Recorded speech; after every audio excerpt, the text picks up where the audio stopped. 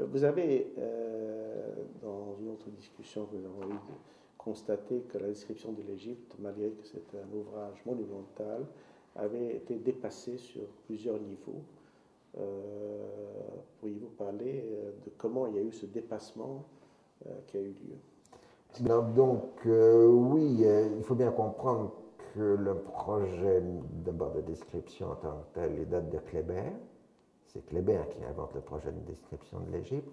C'est au moment où Kléber prend la décision d'évacuer l'Égypte, en 1800, qu'il dresse le programme de faire une description de l'Égypte, puisque là, jusque-là, il n'y avait pas de programme de description de l'Égypte. Et puis, après le retour des Français en France, évidemment, on lance le projet qui mettra près d'un quart de siècle à être achevé de ce côté absolument monumental. Mais de ce fait même qu'il faut un quart de siècle pour faire l'intégralité de la description, elle tombe déjà en partie en désuétude au moment même de la publication, au sens où l'égyptologie de la description, bon, il y a de magnifiques relevés archéologiques qui restent encore inestimables pour la science contemporaine, mais Champollion est en train de déchiffrer les hiéroglyphes, et donc toute l'interprétation que donne la description de l'Égypte ancienne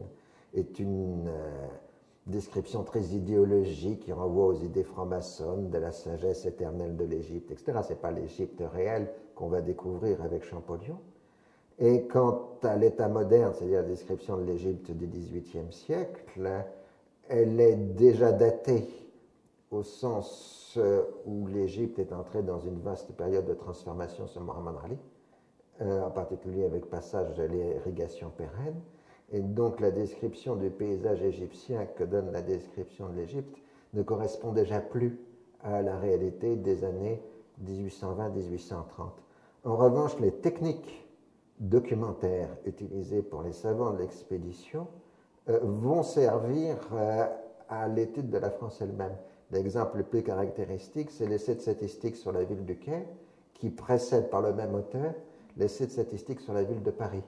C'est-à-dire donc les techniques de comptabilité, de sociologie, etc., vont être d'abord dans la description de l'Égypte avant d'être dans les descriptions de la situation française.